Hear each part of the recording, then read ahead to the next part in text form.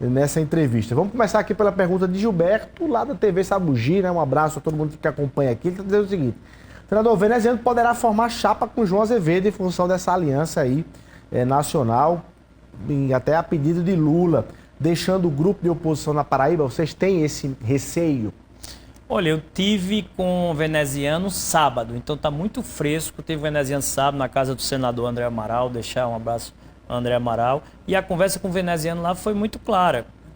E ela, inclusive, me ajudou a ter tanta convicção nesse argumento. Aquilo que nos une na Paraíba é muito maior que o que nos separa em termos de oposição. Então, o que nos une é estarmos juntos num projeto, tá certo, de alternância de poder, de renovação, né, dos caminhos da Paraíba. E veneziano quer estar junto comigo e eu quero estar junto com ele. A gente tem condições de sermos hoje, como dois senadores, as duas grandes locomotivas, né, de tração desse projeto de oposição. Mesmo que vá com Pedro, que vá com Romero, que vá com Adriano, por exemplo, porque dois gabinetes de senadores são importantes para você manter essa base de prefeitos, né? Nós saímos da eleição de 2024 num ciclo, né, muito melhor que o de 2020. Então é importante que a oposição tenha isso em mente. Eu gosto de trabalhar com números, tá, Luiz? Porque opinião cada um tem a sua. 2022, João Azevedo sentadinho na cadeira, canetinha na mão, candidato à reeleição, pedindo voto para ele mesmo, teve uma oposição com 48% dos votos.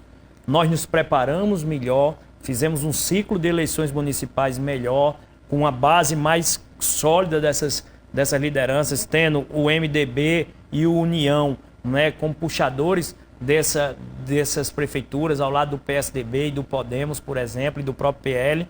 E aí você tem um quadro com uma oposição mais forte, melhor preparada e num cenário de sucessão, que aí você entende. Sim, que seja quem for o candidato, o cenário de sucessão é diferente. Mas eu lhe perguntar, o governo também não está com uma agenda administrativa melhor, de mais obras, diferentemente do que estava em 2022, até pós-pandemia, não tem ali um roteiro mais de entrega de hospitais, da ponte, enfim, não tem um roteiro mais de obras e ações para terminar 2026? Também vocês não temem que é um outro cenário de um outro governo?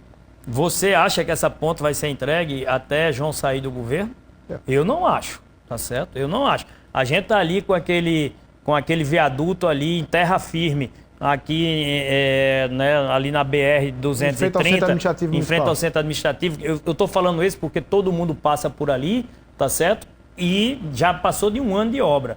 Então, uma que vai ser no fundo do mar, tá certo? Se acreditar que em um ano ela vai ser entregue, pelo menos na minha cabeça de leigo, eu não sou engenheiro, mas me parece real. É o que eu disse, o governo ele vive muito de propaganda e está vivendo muito pouco de entregas, tá certo? Se o cenário administrativo pode ter tido diferenças, mas também teve notícia ruim para o governo. CPI do Padre Zé, denúncias contra 2 secretários, Tibério e Poliana, tá certo? O governo está encalacrado lá, talvez com uma nova Calvário, né, que pode vir aí e surgir. Então, quer dizer, a gente está fazendo um apelo. E aqui eu deixo até um apelo, né, dirigido ao Tribunal de Justiça da Paraíba. Né, a votação está pendente. Né, depois do voto de Joás, tiveram 5 desembargadores que confirmaram, né, o voto a favor da abertura da CPI do Padre Zé. É o Hospital dos Pobres, minha gente. Isso dialoga com a vida das pessoas. Né? Tem gente ali que morreu porque o dinheiro foi surrupiado, porque o dinheiro foi desviado. Né? Eu quero contar com essa sensibilidade dos homens, né, dos desembargadores e desembargadoras da Paraíba, para que deem essa oportunidade que a Paraíba descubra a verdade. Né? Teve denúncia do GAECO, teve denúncia do Ministério Público, o Hospital dos Pobres, cuidar das pessoas. Os mais desamparados entre os desamparados estavam lá no Hospital Padre Zé, e a gente colocar uma pedra sobre esse tema, não deixar, né, que a Assembleia possa exercer o seu papel, né, de contribuir com essa investigação, tendo todos os requisitos formais e regimentais sendo observados. Eu faço esse apelo, né, dirigido ao Tribunal de Justiça em nome da sociedade paraibana. Eu não tenho dúvida que é 100% de apoio na sociedade e é preciso ter essa sintonia e esse apelo dirigido ao Tribunal de Justiça da Paraíba pelo trabalho que o líder da oposição, George Moraes, tem feito. Olha aí, só para contextualizar para o nosso telespectador, o TJ está julgando exatamente pedido de arquivamento, né, aliás, um recurso contra o arquivamento da CPI, e é exatamente o que ele está julgando. Se o TJ apontar aqui o arquivamento, né, acatar o recurso, derruba o arquivamento e instala-se a CPI do Padre Zé. É esse debate jurídico que está sendo travado ali no Tribunal de Justiça que está fazendo esse apelo agora, não é isso? Porque o que é que aconteceu? Deputados e deputadas, entendendo a gravidade do problema, assinaram e depois sofreram pressão para retirar a assinatura. Mas quando eles foram retirar a assinatura, já tinha passado o prazo regimental. Então essa retirada ela não é mais provável, até porque o regimento protege esse tipo de pressão, né, que vem dos poderes. Você acha que o Adriano Galdino de hoje é diferente do que estava quando desse arquivamento? Não tenho dúvidas, até porque Adriano naturalmente queria fazer gestos para mostrar ao governo que podia ser um parceiro. E agora? E o governo, inclusive, desconsiderando todos esses gestos de Adriano, né, deixou, não deu a mínima, tchum e tchau, tá certo? O gesto que Adriano fez, já disse, meu candidato é Lucas. Quem tiver como candidato a governador, aí tira o cavalinho da chuva que o governo tem candidato. E foi isso que motivou, inclusive, a própria reação, né, corajosa de Adriano na hora de dizer, peraí, vocês não estão nem olhando para os aliados mais corretos que vocês têm. O governador vem aqui sem combinar, sem dialogar, sem dizer, né, mostrando uma certa falta de habilidade política até no procedimento, porque a gente fala disso muito no parlamento, né? Você tem um acordo de mérito e você tem um acordo de procedimento.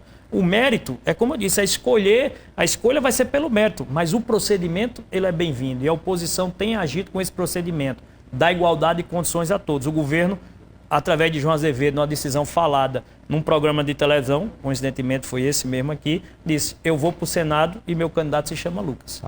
Olha, vou fazer outra pergunta aqui, são 11 horas e 7 minutos aqui, mas tem outra pergunta já do telespectador. O Ronaldo Magela está dizendo o seguinte, o governo divulgou muitos prefeitos ligados ao senhor, ao senador Efraim Filho, em 2026. Esses prefeitos estarão com o senhor ou com o governo? Olha, inclusive, o governo fez um encontro com mais de 150 prefeitos e tal, e tinha prefeito ali ligados ao senador Efraim Filho. Em 2026, vão estar com o Efraim Filho ou com a base governista? Luiz Torre, eu devolvo na mesma moeda. Você fez a cobertura jornalística da minha confraternização com os prefeitos em Brasília, na Marcha dos Prefeitos. E lá tinham 126 prefeitos.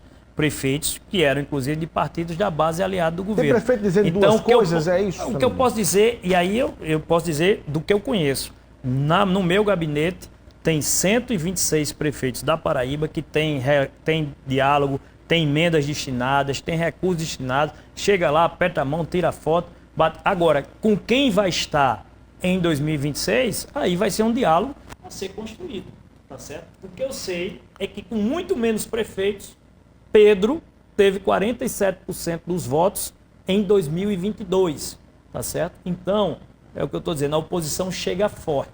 Apesar da tentativa de rolo compressor, né, de mídia, de propaganda por parte do governo, o evento do governo, Luiz, ele era para ter sido uma semana antes. Você vê, o João fez uma prestação de contas uma semana antes, no início de janeiro, e deixou para outra segunda. A informação que se tem dentro do governo é que era um valor de 6 bi antes, e de uma semana para outra eles catapultaram para 11, para poder inchar. Aí tem muito deputado, muito prefeito, por exemplo, que chegou nas cidades, nem perguntou quais eram as prioridades dentro daquele município. Estradas que foram anunciadas, os prefeitos se animaram quando foram lá no órgão do governo, nem topografia tinha. Como é que vai entregar isso dentro de um ano? Então é um promessômetro, tá certo? Que a gente vai ter depois o momento ideal para medir o grau, né, de alcance desse promessômetro. Você está dizendo que ali era um anúncio de ficção? É de ficção, é um governo de propaganda. O governo da revista é diferente do governo da realidade. Na revista do governo tem muito investimento em segurança pública. E quando a gente vê a vida real, tomar as ruas, deputados Pessoa, Polícia Penal, a Polícia Civil e a Polícia Militar, para pedir a média Nordeste. A Paraíba paga o pior salário do Brasil. É importante você, cidadão que está amedrontado, que vive com medo das ruas hoje tomadas por bandidos, tá certo? Saber que a polícia da Paraíba está pedindo a média Nordeste, ele não está pedindo o melhor salário do Brasil, não. Ele está pedindo que a Paraíba pague a média do Nordeste. E nem isso o governo entrega. Tem que entender que patrimônio do Estado não é só obra, cimento, cal, não. O servidor público, cuidar das pessoas, também é patrimônio do Estado, tá certo? A minha família, a sua, que vive riscos, ela precisa ser bem cuidada. E olha que a nossa polícia é feita de heróis e heroínas que, apesar de ter o pior salário do mundo, entregam resultados. Agora, precisam ser valorizados, precisam ser bem tratados, por isso que tem, inclusive, esse indicativo de greve. E é as três, tá? Polícia Penal, Polícia Civil e Polícia Militar. Então, a Paraíba da propaganda, das páginas, é diferente da Paraíba da realidade. A Paraíba das páginas tem investimento, né, em estradas, e tem estradas aí, vive aparecendo no Instagram, estradas em buracos que ficam faltando recapeamento. Então, eu acho que tem promessômetro no governo e a oposição vai ter a missão de identificar que promessas serão entregues até João Azevedo sair do seu governo. Tá aí. Para a gente fechar aqui, senador, vou fazer uma pergunta. Se a gente estivesse aqui exatamente no momento das primárias, né, de um bloco, nesse caso as primárias da oposição, dentro da oposição. Eu não estou falando de governo, nem dos candidatos do governo. Estou falando dentro da oposição, dos nomes que se tem. Por que é que o senador Efraim Filho deve ser considerado como candidato ao governo? Ou, para tornar a pergunta mais clara, em que pontos você considera que o seu nome, para esse 2026, dentro dessa base oposicionista, com os nomes que tem, seria melhor para enfrentar o candidato governista? Porque eu acho que a Paraíba precisa de uma energia de inovação para poder ir mais longe. Alguém jovem, alguém trabalhador, ficha limpa, esse perfil que eu trago comigo, mais amadurecido, mais experimentado pela experiência do Senado Federal, com articulação com o setor produtivo, defensor do empreendedorismo. Né? Eu sou daqueles que acreditam, né, que através da produção de riqueza, geração de emprego, geração de renda, que esse Estado vai crescer. Alguém que ama a Paraíba, alguém que se dedica a ela. Se eu tiver, pelas bênçãos de Deus e pela vontade do povo paraibano, a condição de conduzir os destinos do meu povo, da minha terra, da minha gente, eu vou me entregar de corpo e alma, comprometido, porque a vida me deu muitas oportunidades. Eu tive um pai que é professor de matemática, tá certo? Virou engenheiro, e professor depois de política. Entrou na política, né? Então teve condição de me dar oportunidades e eu quero fazer dessas oportunidades a condição de multiplicar elas para toda a Paraíba, para não ficar no blá blá blá. Como é que a gente transforma isso na vida real, Luiz? A Paraíba tem, por exemplo, a transição energética, o sol, o vento, né, como grande riqueza desse país, dessa Paraíba. E o que é que eu fiz aproveitando os grandes investimentos que tem lá no sertão, em Santa Luzia? Levei um IFPB lá para Santa Luzia, um investimento de 9 milhões de reais. Sabe qual foi o curso que eu fiz questão que tivesse lá? Fui lá no MEC, briguei. A época era Mendonça Filho, ministro da Educação. Eu disse, eu quero o curso de técnico em engenharia de energias renováveis. Técnico de energias renováveis, que está lá formando a sua primeira turma. Sabe por quê?